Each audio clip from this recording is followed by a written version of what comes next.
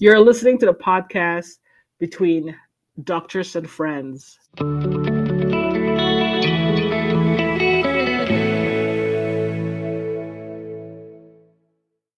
Breakfast. Have you had breakfast this morning? How important is breakfast,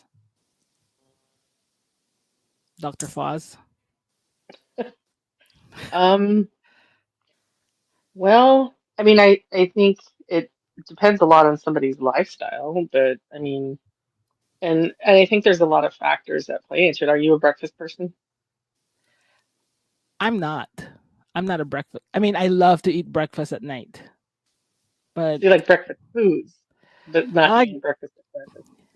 yeah, but I have to eat breakfast because working, I'll eat a good breakfast in the morning and I could go to like 2 p.m., 3 p.m. for lunch. Right, right.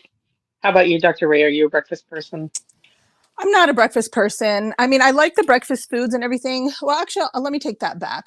I'm a breakfast person, but not first thing in the morning when I wake up, when it's typically breakfast time. I think my body needs about 2 hours, give or take, maybe an hour and a half, to feel hungry in the morning.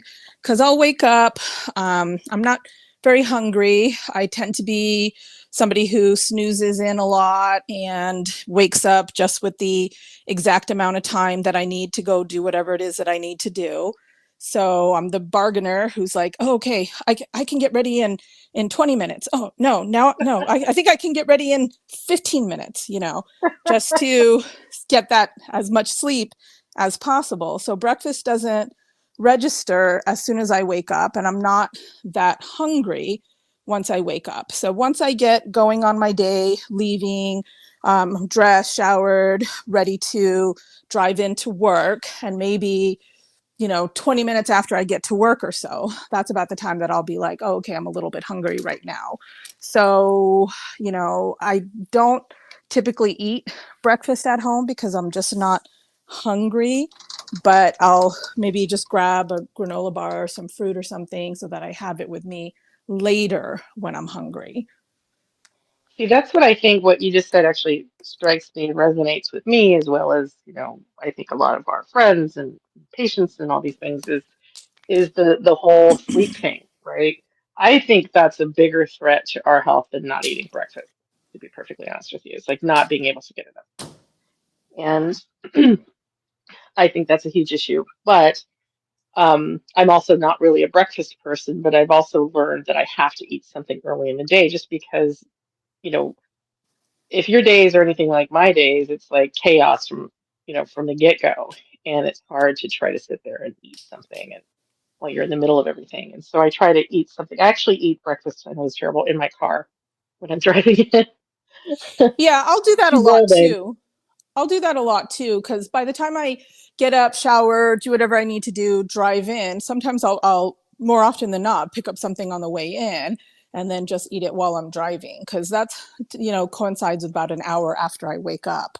So um, I'm not the type of person, and even my kids, I struggled a lot with them when they were younger because we would wake up in the morning. Every morning would be chaotic as it normally is with, say, elementary age kids, and you're trying to get them ready, trying to get yourself ready.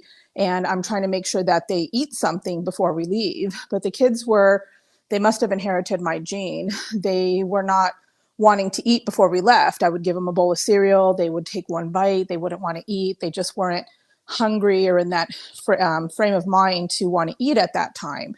So I struggled a lot with making them eat and having a difficulty during that time because I knew once I dropped them off at school, they would not eat for maybe 3 hours, 4 hours until lunch came. So I think some people are just programmed to eat as soon as they wake up.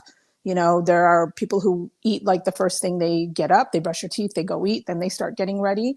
But there are some people who I think need their stomach an hour, 2 hours maybe to wake up to realize, like, okay, now I'm hungry. I agree. And I also think a lot of it has to do with not so much how you are as a person, but really the structure of your day. and kind of how things go. Like if I notice if I eat heavier later in the day, I definitely don't want to eat in the morning. But if I had a day where I didn't really eat anything, I had lunch and then, a small snack and that was it, um, I might be hungry in the morning. So I think a lot of it depends on kind of more of our structure of our days, and maybe there's some thought to our host who was referencing an article on that perhaps that has everything to do with um, maybe not longevity just with breakfast, but what that represents, like your sleep quality or your insulin sensitivity or a million other things. It's hard to know. I Wow. would I think totally it is agree with important. I have that. to comment. I'm sorry. I just have to make one comment on that. I think that's different if you're being managed with certain medications. So somebody who is, say, for example, diabetic or something, depending on your medication regimen, you may need, I generally encourage my diabetics to try to eat on a somewhat predictable schedule, even if it's not a full-blown meal, but just try not to be in the habit of skipping meals because then managing your diabetes becomes way more challenging.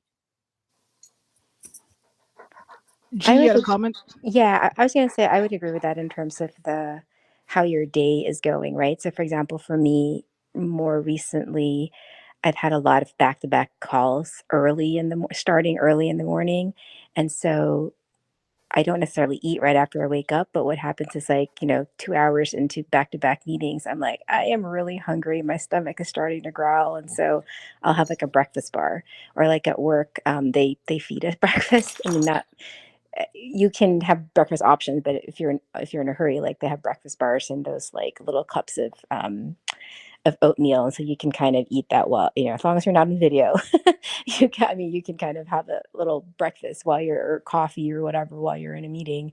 But like on weekends when the day is a little bit slower and it's more like, oh, let's go hang out with the kids and their significant others, and so we'll meet for brunch at like 10 o'clock on a Saturday, right, or a Sunday. So I think that it's more about, for me anyway, it's more about just making sure that you're balancing out your day with eating stuff throughout the day so that you have energy to do what you need to do, right? So for me, it's like I'm not usually a breakfast person, but back to back meetings, I'm like, okay, now I'm hungry. I need to eat something, right? If I want to keep focusing on my work and not focusing on being hungry, then I have to go eat something, even if I might not feel like it. Whereas on the weekends, it's like, oh, I totally enjoy my brunch with my mimosa and my and hanging out with the kids and finding out how their week went. So it's more like part of your life, I Social. guess. Yeah, social. Yeah. Yeah, I think brunch is, yeah, it's definitely a social thing, but I think for me, it times out better for when I feel like I'm hungry. So like 10, 11 o'clock, is perfect. And then on the weekends, you tend to sleep in a little bit. So, maybe during the weekdays, you're used to getting up at 7 a.m. Maybe on the weekends, you get up, 8 to 9 a.m. And so by 10, 11 a.m., you're kind of hungry for that, to eat as well. So yeah, I enjoy brunch, and I think for me, the way my metabolism or what works is that that's about the right time of day when I'm hungry. So yeah, I love brunch on a weekend is fantastic. Even on vacation, because you tend to sleep in a little bit on vacation, and then you wake up and you got a lot of activities planned that day, so you got to eat because you don't know when the next stop you're going to have to eat. If you're say somewhere in Europe and you're getting out and you're going to do touristy things, you need to eat before you leave, like your hotel, eat something, and then take off and go enjoy the day, and then stop for a late lunch at some point. B, go ahead.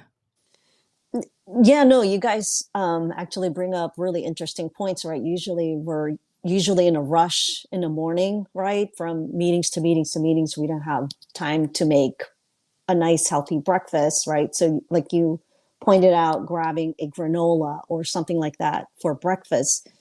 However, one of the things that if I do have time to make or eat breakfast, I try to avoid anything sweet or sugary. So I actually try to stay away from granola, or I don't know. Sometimes people even say like fruit, right? Is because of the natural you know um, sugar content of fruit. So what is a I guess, a good healthy breakfast to eat.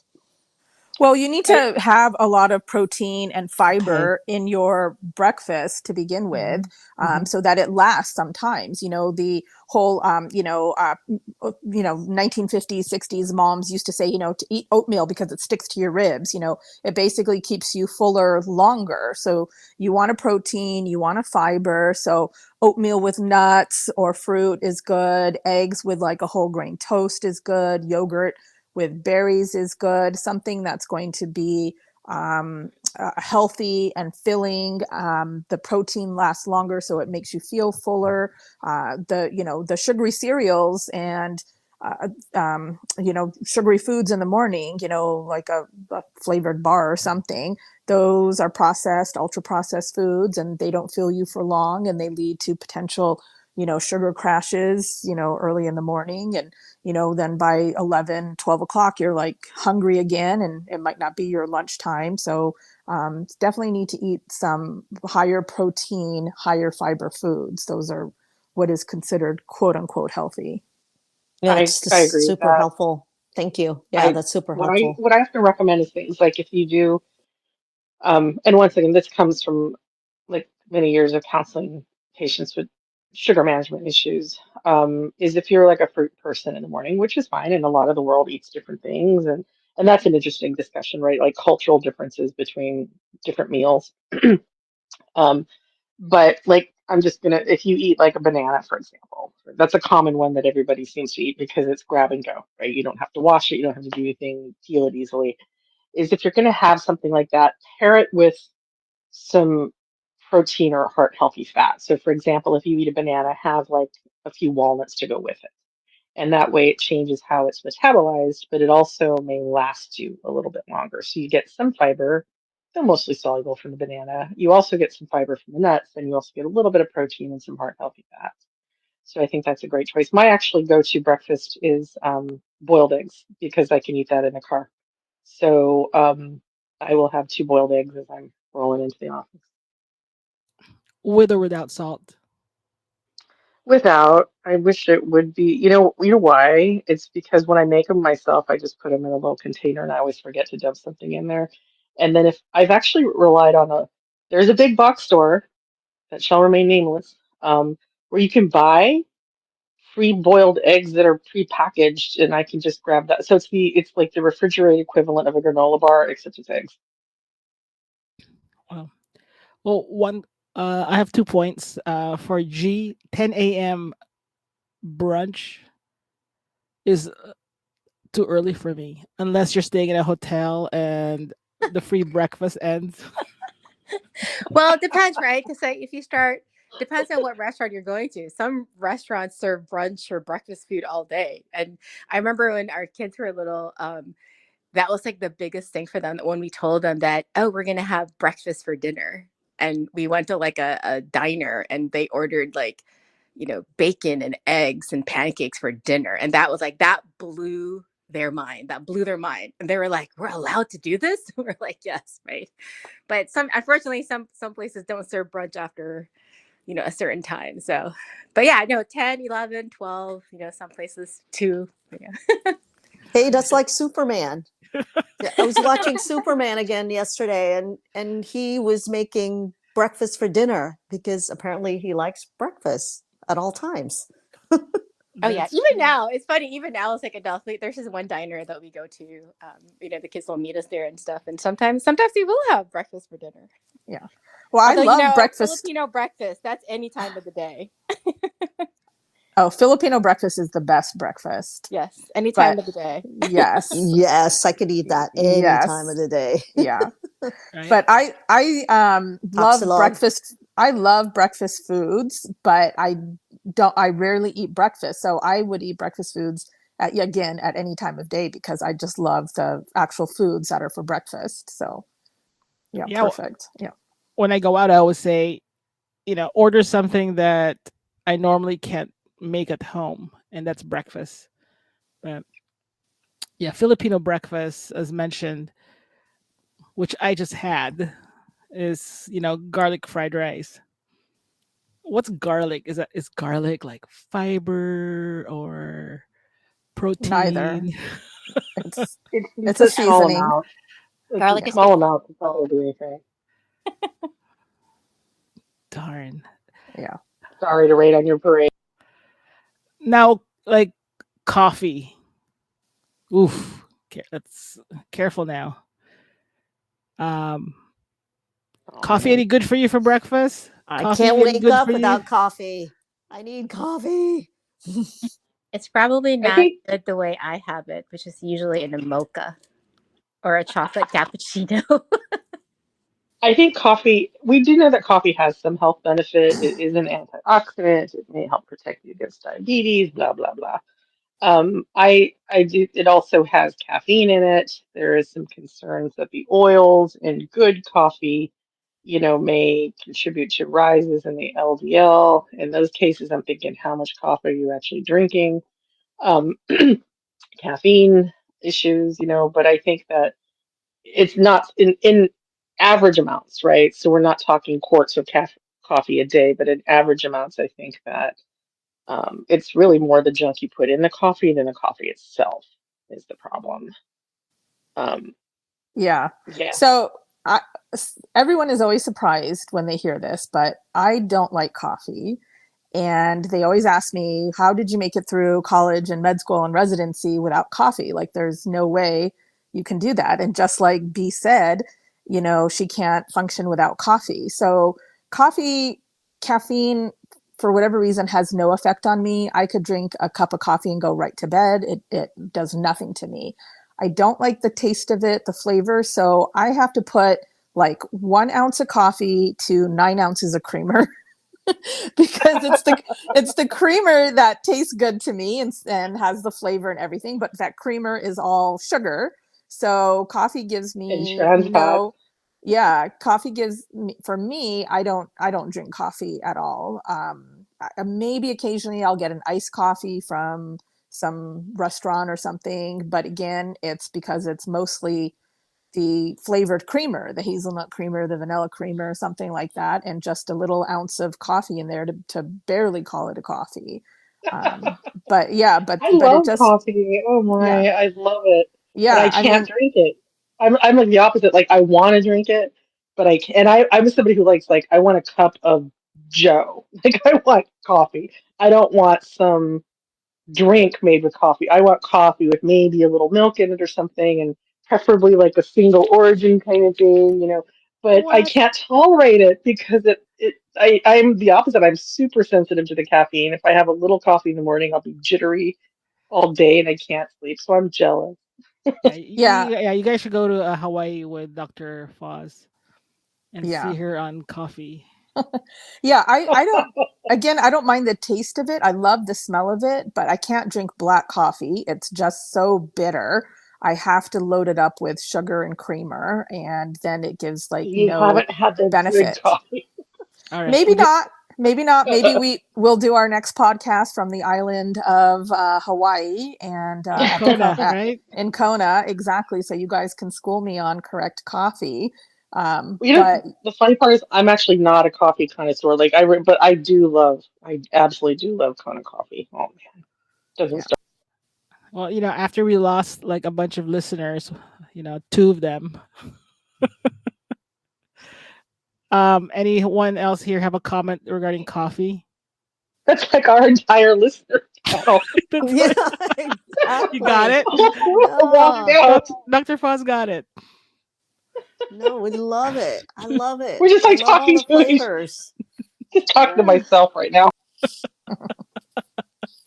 Well, we lost the two that were listening. I have a question for Dr. Ray. When you are, delivering babies in the middle of the night, you come home, like, do you eat breakfast? I mean, aren't you tired? I mean, do you eat breakfast? Do you have coffee, or you just forget it? well, are you talking like in the middle of the night, like if I go at Like, 2 a.m. to deliver a baby? if you come home at 7 a.m. and you've been Oh, delivering babies all night, or I don't know, does that uh, even happen? oh, it happens all the time. That's the Okay. nature of the job. Yeah. I mean, if I've been there for quite a few hours and I come home by 7 a.m., I'm usually just too tired and I'll try and go back to bed.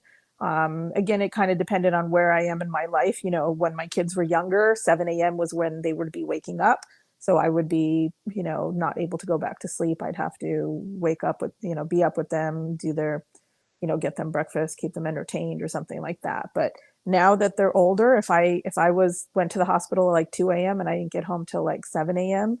And I didn't have to go to the office in the morning, I would just go back to sleep, and I'd probably sleep for a couple of hours, wake up at 10 or 11, and then come down and then eat at that time. But I'm not eating when I come home, unless it's I've got office that day, which happens because, you know, if I go at 2 a.m. and then I finish at 7 a.m., I'll come home, and then I have to be in my office at 9 a.m. So then I'll come home, shower, change, get ready, and then usually, yeah, I'm hungry. So then I'll eat something at that point. I mean, we have 2 doctors that don't drink coffee. What the heck? I mean, what keeps you Yeah, guys up? I How is know. that See, even don't tell possible? them. Don't tell the listeners this because they're going to be like, we don't always need to do these two freaks. yeah. Yeah, for me, I mean,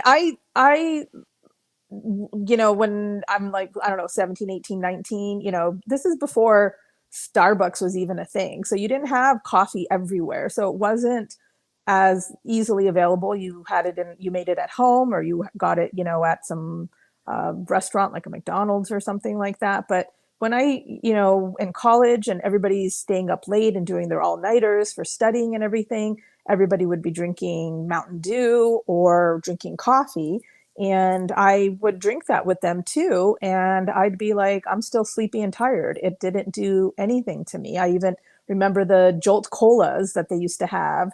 And I would drink that and not feel any different, not feel like it was making me more energetic or more wide awake or anything. And I would drink it and I could just go right to sleep. So caffeine, whatever its effect is supposed to be, it doesn't work on me. I must not have the caffeine receptors or anything. And neither do my kids either. They're not coffee people at all. But if they drink a coffee, they'd sit on the sofa and fall right asleep. Sugar didn't affect them either. They could eat like a whole birthday cake and they would not be running around like the quote unquote, you know, crazy sugared up kid. They would eat the birthday cake and they'd just fall asleep on the car on the way home. It would not affect them. So See, that's what I and think the problem is, though, is what you're getting at is that what I'm hearing from this is that everybody's using caffeine to stay awake. right, right. That's And not, that what does that mean? Like, should we be doing that? Why are we having to, quote, stay awake? Is it because what we're doing or our brains are having to deal with is so boring? Or is it because we're not getting enough sleep? Well, definitely not enough sleep. I mean, I'm talking about my college and med school days when, you know, we would be in class till like 5 o'clock, and then we'd be studying up until 2 a.m. every night, you know, because you have to keep up with all the work that they gave you. And you would be falling asleep. It'd be 10 o'clock and people would be falling asleep because that's natural, and people would need to supplement something or keep them awake. And so, you know, you'd see people doing, like I said, you know, back then they'd be doing, you know, the Mountain Dew and the Jolt Colas and the whatever kind of caffeine fixes they could get to get them going with that. And Yeah, so, but that's not different though. See, oh, that you were saying even the Starbucks thing, right? Like everybody walks around with right, Starbucks or right. whatever, and Everyone like I can't wake up is without my coffee. Like, why is everybody so tired? And I think yeah, that's the problem. well, 100% the That's more the problem. danger than danger Right. than not eating breakfast. Right. Sleep is definitely lacking with everyone, and even worse now because everyone stays up late on their phones. They go to bed at 10 o'clock at night, but then they're on their phone scrolling till midnight, 1 a.m., you know. So it's definitely a lack of sleep, and then you wake up and you're groggy, and then you feel that dependence on, okay, I need to get a coffee, I need to get a, you know, I know a lot of people are addicted to Coke, you know, or Diet Coke. You know, they have 3 or 4 or 5 Diet Cokes a day, you know, because they need that caffeine and that's the way that they get it. But to answer your question, I mean, as a doctor who stays up and all night long and working and everything, nothing affected me. It's just the internal motivation or the desperation and need that I need. This is what I have to do, so I have to be awake. But there's not anything that for me personally that works. I'm sure there are other people that, you know, they take a shot of espresso and they feel like energized and ready to go. But I'll take that shot of espresso and lay down on my sofa and fall right asleep. I think in our college days as well, we didn't have good coffee. We weren't exposed to good coffee beans or espresso. I mean, remember those times? That's kind of like when Friends was came out, and the coffee shops offered coffee on ceramic cups. You Oh couldn't. yeah. You I was, can. I was just, I was just gonna say that after. I think that in the U.S., Friends aside, in the U.S. we tend to use coffee as like I need a caffeine to stay awake or to give me energy, whereas like the rest of the world, coffee or tea, it's more like a social thing. It's you go to coffee shops. I mean, like I was talking to my aunt in Australia, and McDonald's in Australia serves coffee in cups and saucers. You know, Oh, wow. yeah, and it's like I think that's a whole nother conversation in terms of like lifestyle and how we tend to do things on the go here in the Right. US. Like we're in a hurry, we're having breakfast in the car, we're having breakfast during a meeting, we're ordering coffee in Right, right. disposable cups or whatever. We have Stanley cups that we take with us, like everywhere. Whereas I think in other parts of the world, it's like you meet people for coffee or tea. There's a tea ceremony in China. It's like there's a whole cafe lifestyle in Germany and France, and it's just a probably goes Yeah, more to the there's question of like our healthy lifestyles, right? We're not getting enough sleep, so we're needing coffee to stay up versus using coffee to meet with friends and hang out kind of thing. there's definitely like, I know that in some parts of the world, like, lunchtime is 2 hours. Everything is closed for 2 hours so that you can sit down and have a proper meal and decompress and all those things. There's some days when I work, I'm literally scheduled, I get 30 minutes to eat lunch. That's it, 30 minutes. Wow. Yeah, some of them take, they take naps. But I'm gonna have to call out, our friends here, S and B. Yeah. No, Starbucks. I was going to say actually, when I learned the whole, drinking coffee thing and keeps you awake because I remember when I was in high school, yeah, I used to see my dad every day. Um, he would drink a lot of coffee because my dad was working 6, sometimes 7 days a week. And yeah, I believe he was taking it at the time to keep him awake. But actually, now that he's in his 80s, he just loves the taste of coffee. So he drinks it more for leisure, pleasure, hobby. But that's how I, learned, in high school, I remember I started staying up to study for school. And I think, yeah, that's when I learned to start drinking coffee. And then college, right? I think maybe college is when, right, we started to have Starbucks around. And then it became more of a social thing, right? Everybody would go to Starbucks or coffee shops. And then when you live in cities like Seattle or San Francisco, where there's a huge, big coffee culture, you get addicted to it. And, yeah, when I lived in San Francisco, there were so many different types of coffee roasters all around the city, great coffee. Again, we would try out different, coffee shops every weekend, because that was the thing to do. And yeah, so now it's not just like, oh, I need to stay awake. It's also for, social, to try something different. It's kind of like, trying out a new restaurant, right? Trying out different foods. S. Oh, you sound like Sorry. you have a similar story relationship with coffee. I was enabled super young. I think I started drinking it Dr. Ray style, 9-to-1 ratio. Lots and lots of milk, lots and lots of creamer, and just a smidge of coffee. And it was given to us by our nannies while our parents were away. Wow. So you could just imagine my sister and I bouncing off the walls because Do of you that. do you dip bread, into Oh, it? hell, it has to be toast. It has to be white toast, and it has to be dipped on the edges because the crusty edges get really soft when you do it that way. So yeah, so toast, and then anything I can that's croissant. Croissants are really good dipped in coffee. So yeah, but it is my daily ritual, and even on days when I get enough sleep, I think it's so ingrained. It's just part of my morning, even if I don't need it for a pick me up. It's just because I crave it. So it's blatant with me. Do you still drink it at a 9-to-1 ratio? That's called a gateway coffee. But yeah. Yeah. Well, no. I moved off of that, and now the sugar part. I've been hearing like bad things about sugar. I used to be all about having the faux sugars, and then you got into like the safer kind of sugars. But at the end of the day, sugar, I guess raw sugar is still the best. We could have an entire discussion just on the type of sugars that are to sweeten drinks or whatnot. But yeah, now I've been kind of leaning towards black coffee with a little bit of sugar. Nice. Yeah, I got rid of sugar too in my coffee. Just milk, no sugar. Yeah, mine is no milk, just organic sugar. But I heard that McD was mentioned at least twice in this episode. And just for the record, we are sponsored by Del Taco.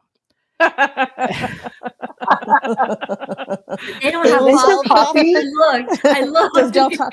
They don't sell you know- coffee? Doesn't So Del they- Taco have iced coffee? They I'm have an pretty iced sure I've had- coffee. Yeah, I'm pretty sure I've had their iced coffee, and I think it's they have good. an iced coffee. Yeah. Really? Yes, Oh, they have. oh, Oh, we're gonna have to try that out. Can Chick-fil-A sponsor us because they have a frozen coffee that's really good? No, because then Del Taco can send us on a trip to Kona, and we'll have to record from there.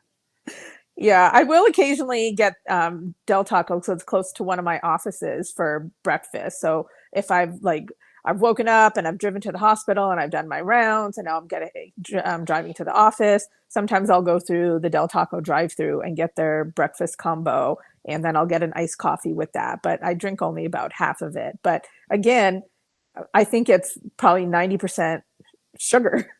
That's why it tastes good. Yeah. Wait, that's an excellent segue. Best fast food breakfast. Ooh. Wait, I think we should wait for sponsorship dollars on this.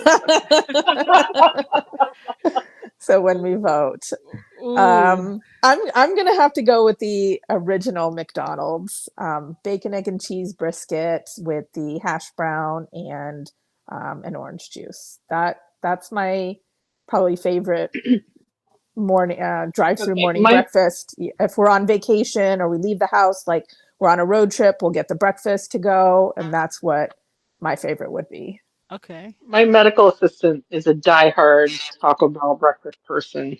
She's diehard. I don't have I can't say I've really had their breakfast ever, but I did have Wendy's breakfast recently. It was actually really good. I was surprised. What's in it? Quite well done. I had their breakfast burrito, which was it was like something you would make at home. I mean, in a good way. It was it just tasted like regular food, like real stuff. It didn't taste very processed. Like eggs and potatoes, and I think there was cheese and bacon, I think was the one I had in it. It was actually really good. So I would vote Wendy's. Wow. I didn't even know Taco Bell had breakfast, but I don't really have a lot of maybe I have one near me, but I don't have a lot of Taco Bells near me. So I haven't had Taco Bell breakfast.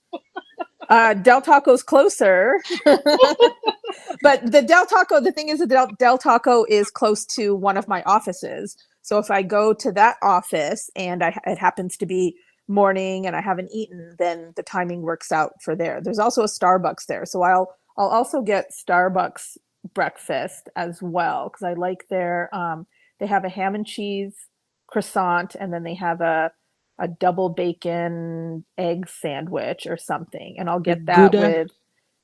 I think it's a Gouda cheese or something like that.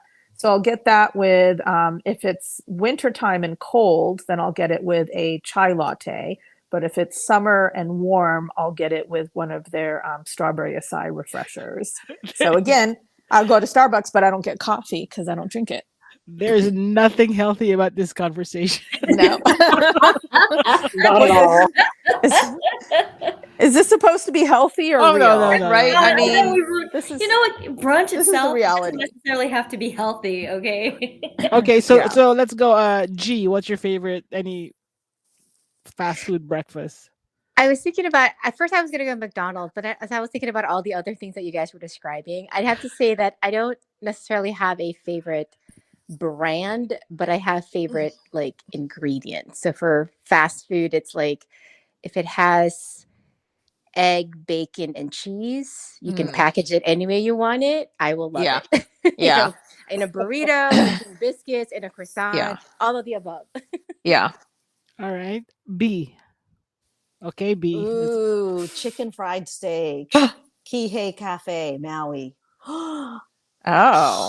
Oh, That's it's so a- good. that's a And fast actually, food. and I they know. Not serve telling you it. that it's fast We're food talking about because fast food, okay? Yes. And they serve it with like a biscuit. Oh, yeah. But so is that good. is that drive-through fast food? No, Oh, no, no. Kihei Cafe.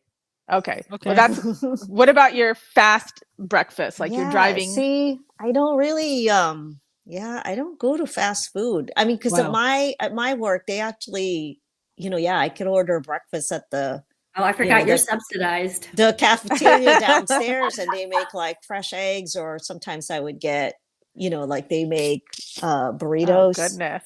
with, yeah, eggs and spinach and yeah. U and G. U and G. Yeah. Okay, S. Okay. Favorite breakfast. You know what? I used to eat at Starbucks like way too often because it's just convenient. It's a drive-through, and I was stuck for a while on their Impossible breakfast sandwiches. But now I've been hearing really bad things about, plant-based meats. So I'm stuck with coffee. I guess that's about it. Sad. Wah wah. That's the breakfast champion. For me, Just coffee only. I said all the Filipino restaurants open for breakfast with their garlic rice and egg and a mix of whatever protein. That's my favorite. Not that I go there, but They need to wrap that in a burrito though, so it's fast food, right? Because you can't.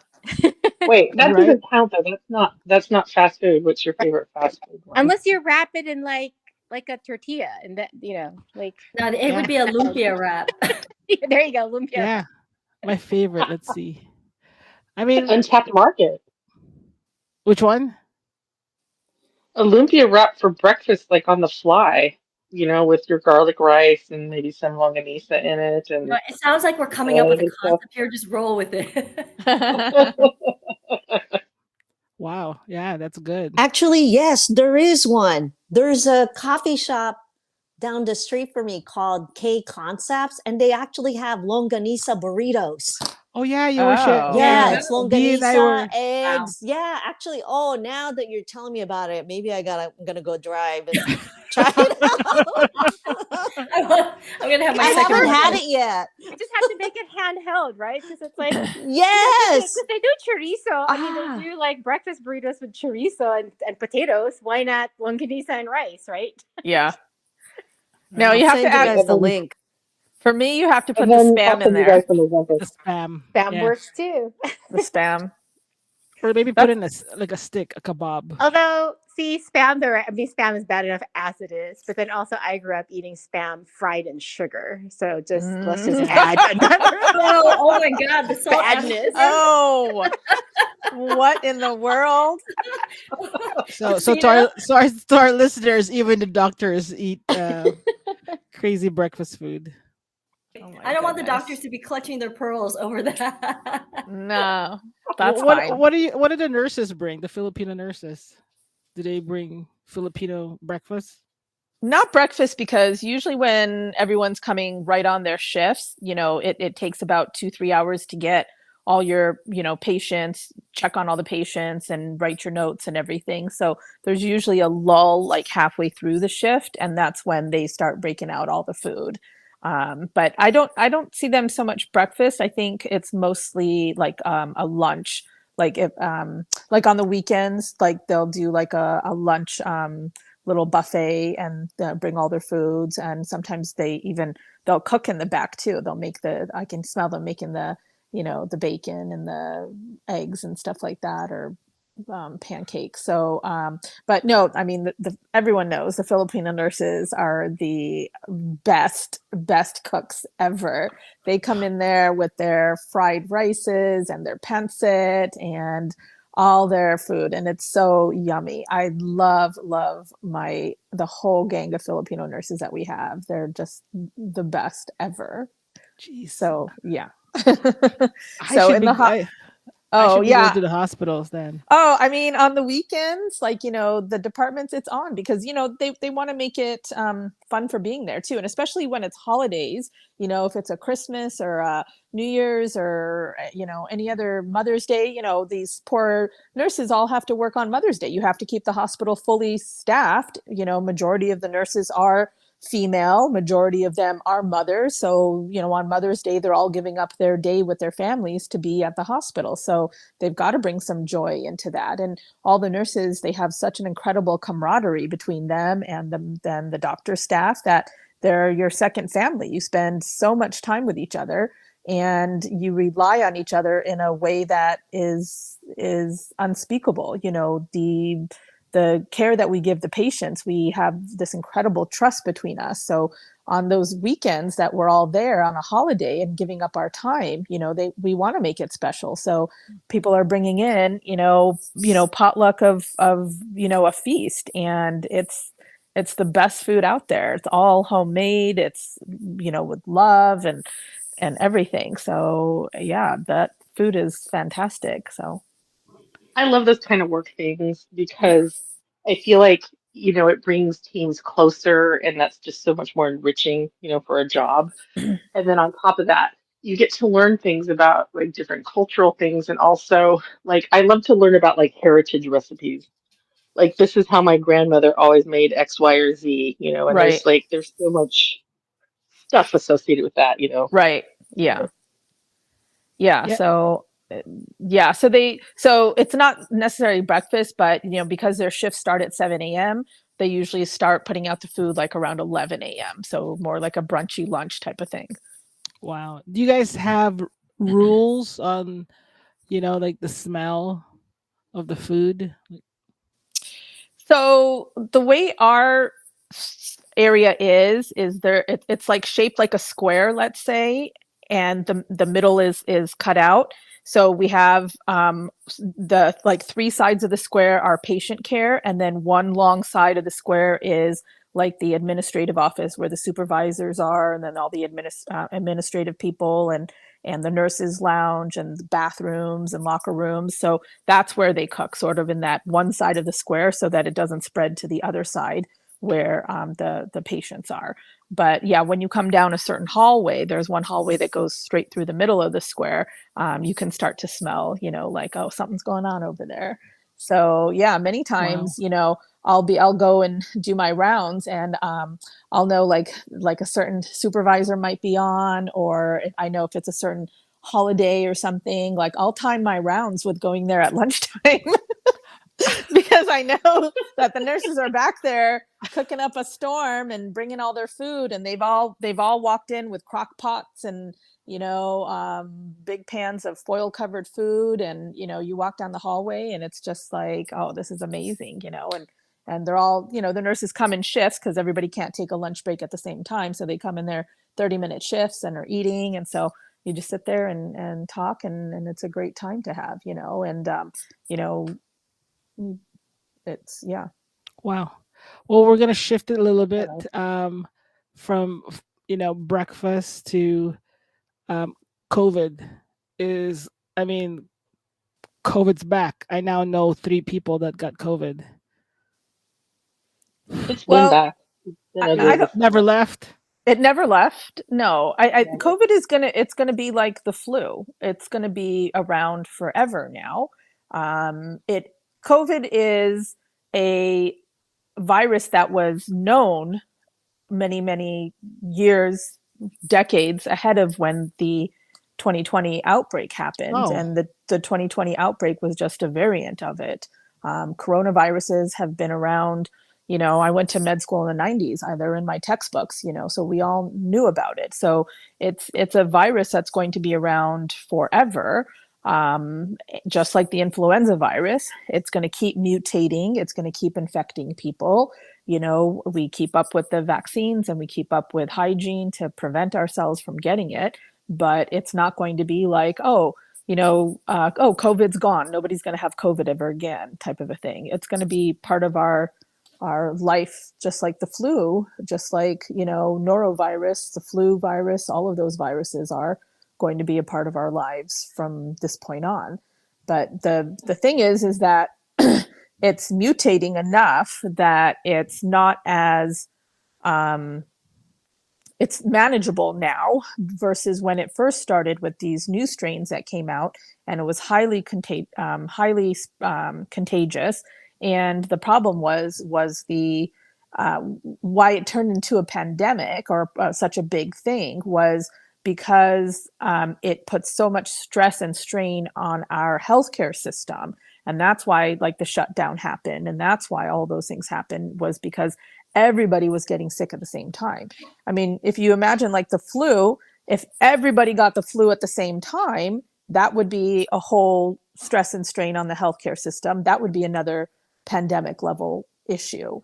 So COVID's not back. It just never left. And it's just going to keep mutating and changing. And that's why, just like the flu, you need your vaccine every year.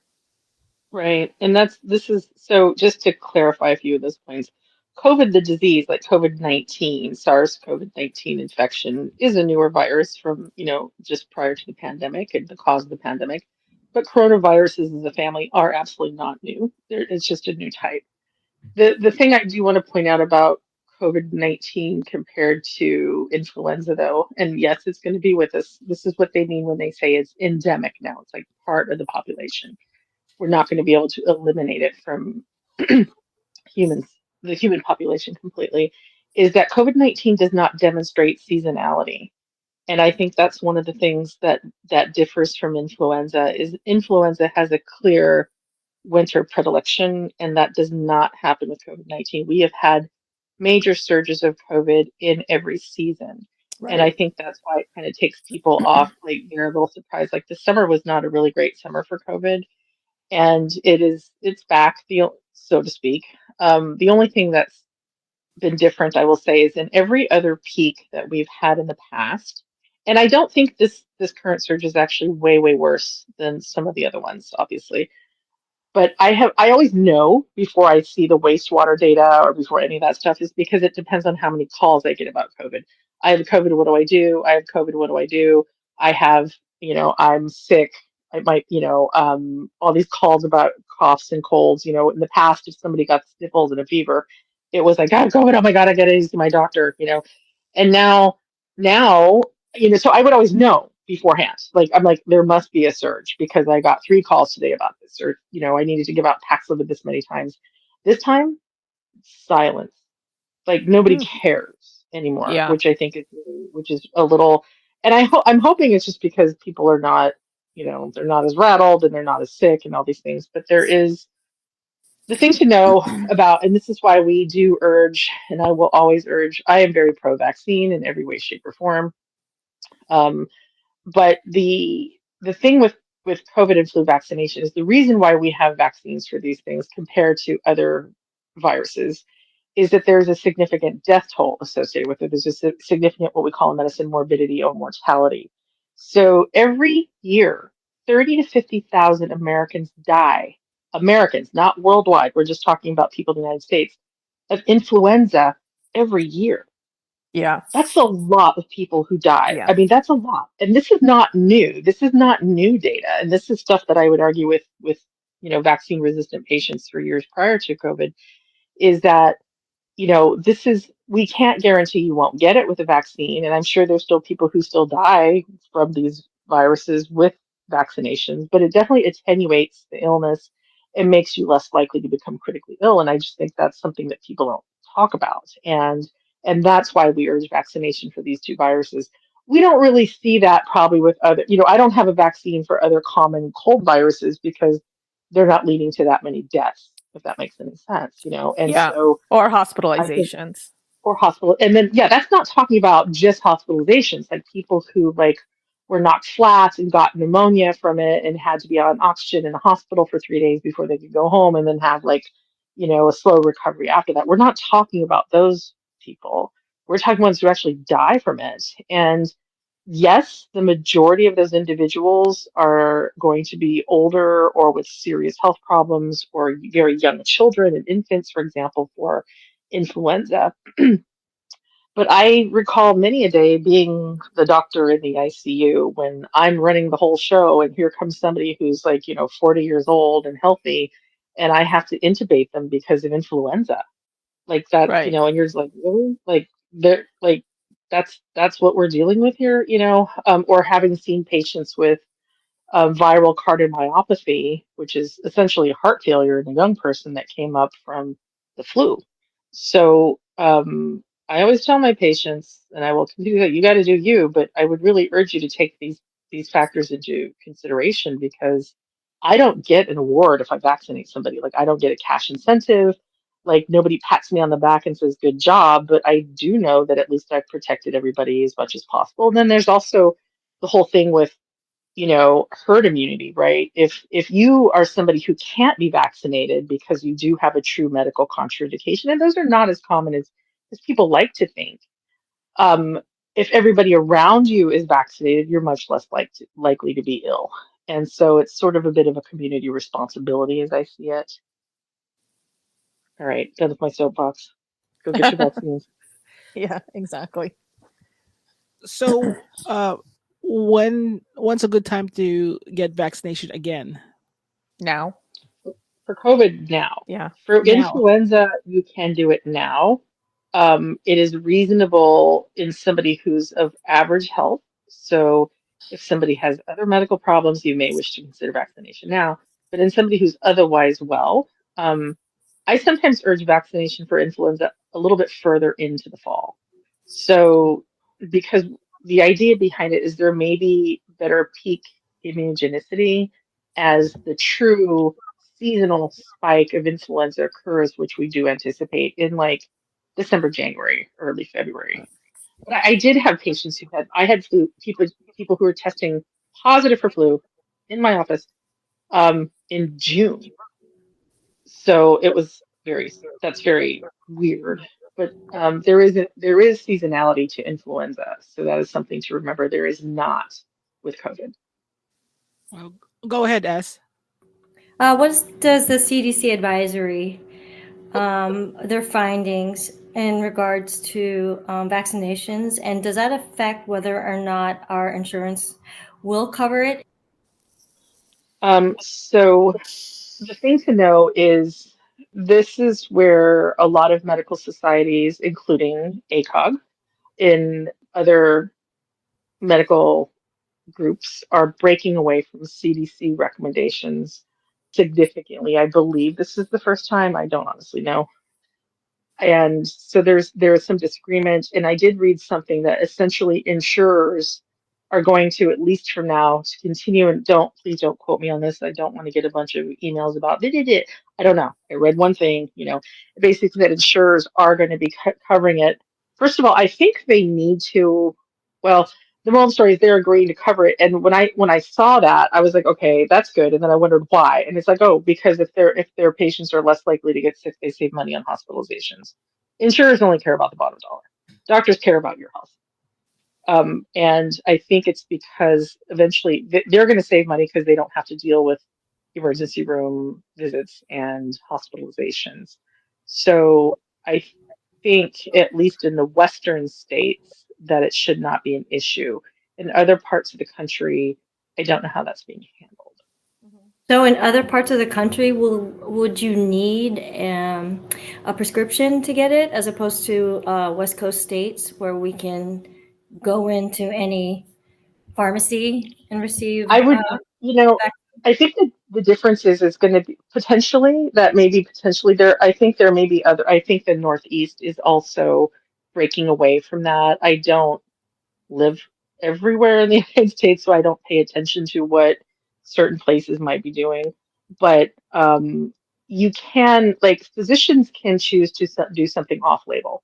So even though you might not have an indication for something, if I feel and you feel, both of us are in agreement that this is in your best interests, like there's nothing that stops me from giving somebody something that would include a vaccination. Then it does come down to insurance coverage. From what I understand, I think the insurers want people to be vaccinated at this point. It should be interesting, though, if they start to fight back against that.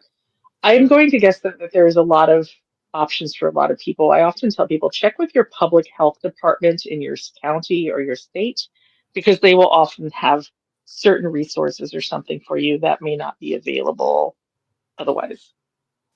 Wow. Oh, oh, go ahead, B. Well, I do notice like a change from since last year. So, since right the pandemic, I think every year I've been able to get the vaccine like around this time of the year, September. I try to get like my flu vaccine and plus COVID.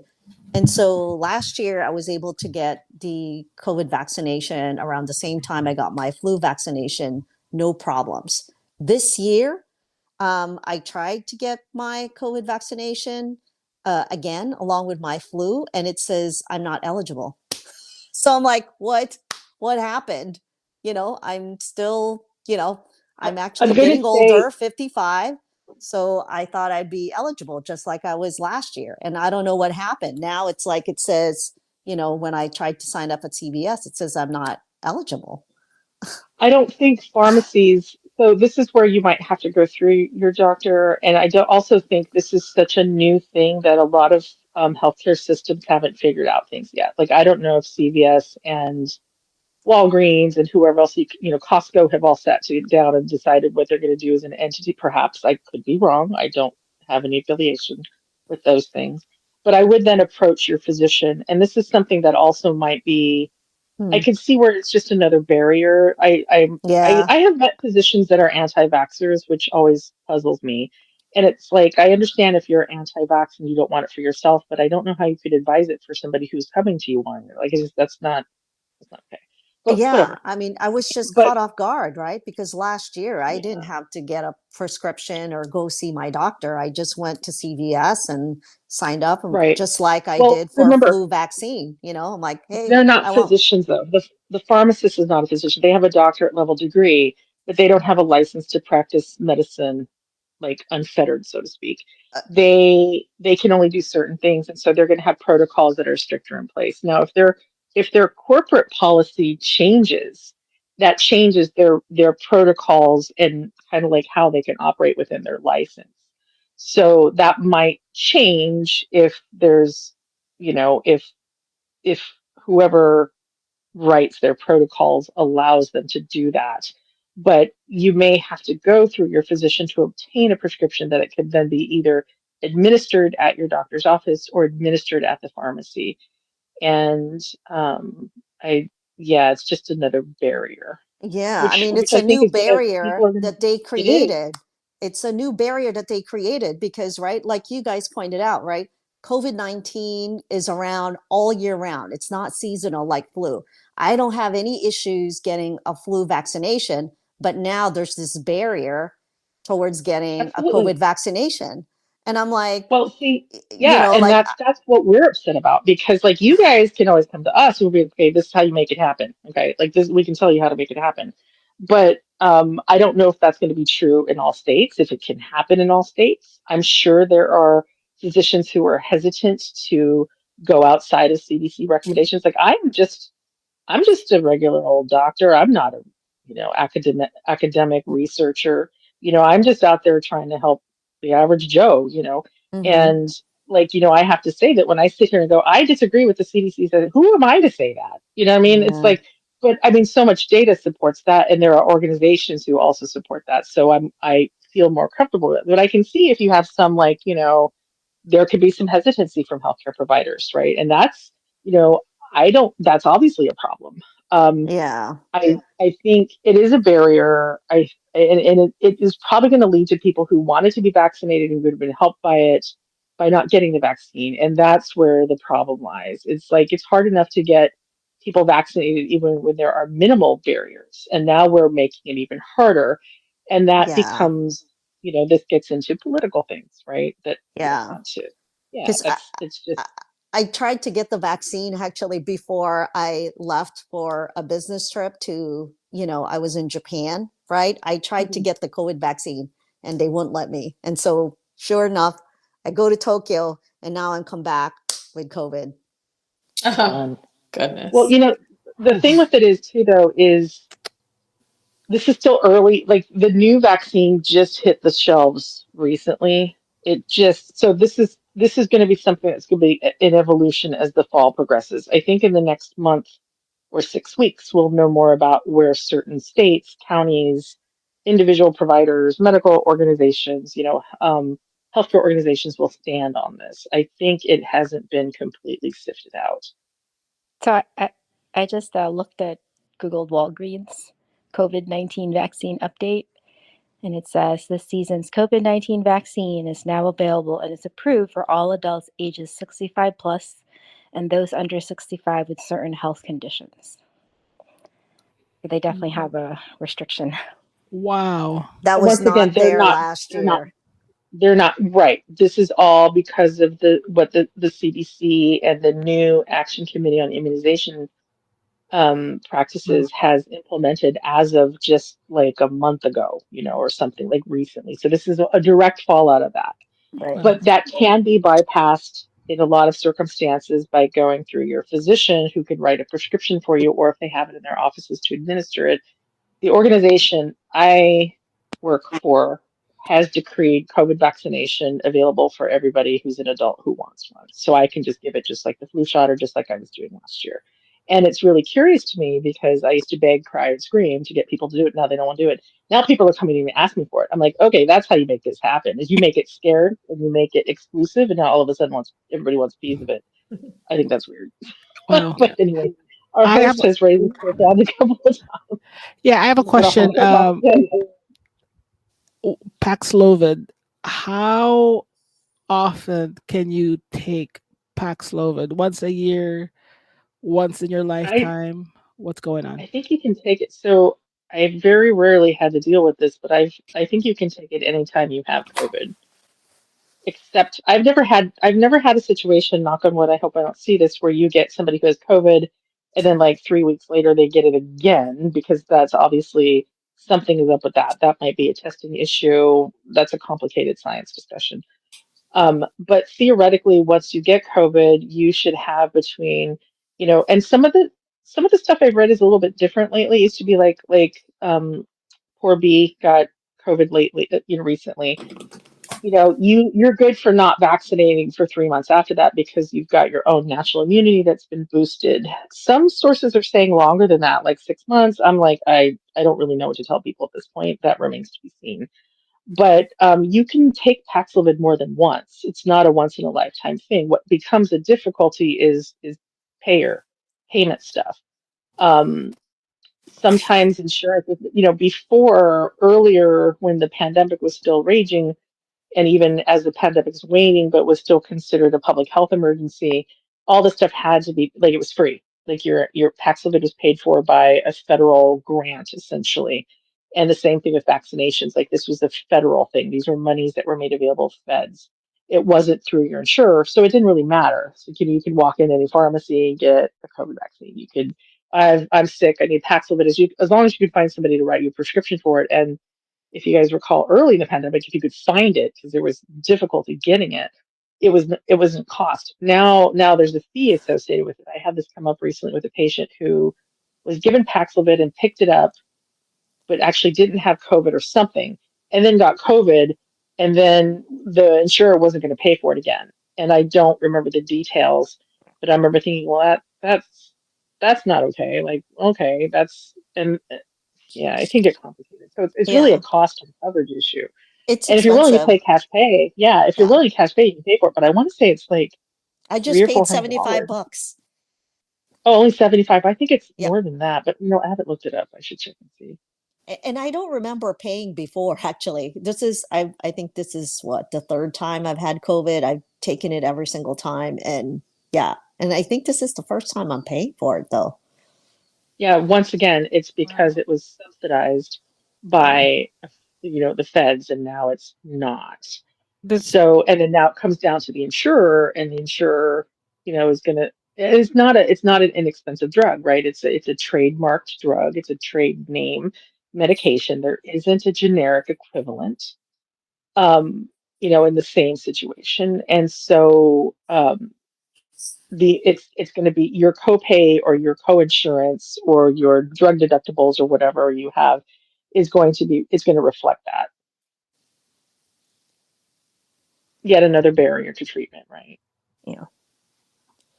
Yeah, I think wow. right now the CDC is in a bit of turmoil. And I think maybe for the next few years, they may not be as trusted as they've been in the past. And like Dr. Foz mentioned, there are other national health organizations, the American Pediatric Association, the American Cardiology Association, my association, which is the American College of Obstetrics and Gynecology, who have all put out their own recommendations, which have basically stayed the same as the previous recommendations, that they do recommend people get vaccinated. So for me, for ACOG, I follow their guidelines because that's my standard of care that I'm held to.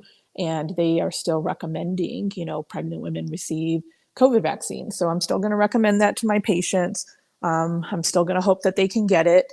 Hopefully, for those people who live in states that are a little bit more amenable to medical recommendations, they should be able to get those vaccines. For those who live in states that are a little bit more difficult, it might be challenging on their part to get it. But we'll just have to, I think a lot remains to be seen. I think there's just a lot of unfortunate politics that are, you know, interfering with healthcare right now. Right. Two other organizations that have taken a stance opposing the CDC recommendations and are recommending routine vaccinations for everybody includes the American Academy of Family Physicians and the American Academy of Pediatrics. So these are huge organizations that have tons of physicians in them, and I support all of these organizations that recommend vaccinations. Well, good to know. We got all serious there. And And then, you know what, the other thing to know, so I don't know how well this would work. This is where the details are. I'm like, I don't know how this works. But when they say, okay, so everybody's 65 and older, okay, great. So other than that, though, if you have medical problems, so that is rather broad, right? Because, I kind of take from this what my criteria are for prescribing Paxlovid. So, right, when somebody gets COVID, what are the criteria for getting Paxlovid? It's not like if you have an ear infection and you need amoxicillin, whatever for your ear infection, here you go, because you have an ear infection. That's not really how it works with Paxlovid for treatment for COVID, right? So it's a risk-benefit ratio. If you have a 22-year-old, completely healthy, average body weight, physically active individual with no mental health history and just a completely unremarkable medical history, that person doesn't technically need to be treated with Paxlovid. That doesn't mean if they said they wanted it that I would say no. I would kind of be hard pressed to say no, to be honest with you. Because what I'm thinking in my head is if I treat you and you get better quicker, maybe you're less likely to spread it so that your grandma doesn't get it, right? So I'm looking at it as like a community-based thing and the risks of that medication in somebody who's young and healthy. And then we get into some deeper discussion of that. It's like, well, how about resistance patterns? Is that going to be a concern? And all that stuff, and that's a whole other discussion. But but the criteria for Paxlovid prescriptions really have included things like if you have a history of hypertension, if you're 38 years old and you're otherwise healthy, but you take medicine for blood pressure, boom, you qualify. If because that a person with hypertension has a higher risk of more complications. Hmm. And it's the same thing for like mental health stuff. If somebody has like a history of depression or anxiety, boom, you qualify now, even though you Oh, might wow. be really healthy. If you're physically inactive, if your BMI is a little outside of range, like you qualify for it. So I'm going to guess that if you're under 65 and you want a COVID vaccine and you don't have any pressing indications, if any of those come up, you can be like, well, I have a history of depression and anxiety.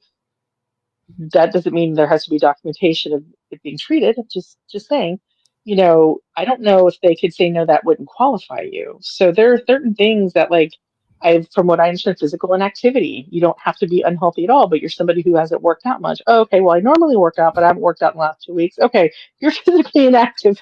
I just had Here's your Filipino here's your breakfast. COVID-19 vaccination.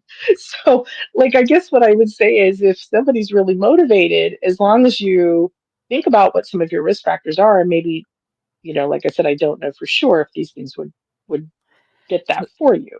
They would for me, but I don't know if they would for other providers or other organizations. I so, think that you should have that discussion with your provider. so ADHD doesn't qualify. It's So a we mental don't. health disorder, Oh yeah, huh? That's true. but All right. I don't remember as being like mental health disorders. I remember just being depression, right? Was the big one. I would have to double check on that one. All right. Well, that was good. That concludes this episode between doctors and friends.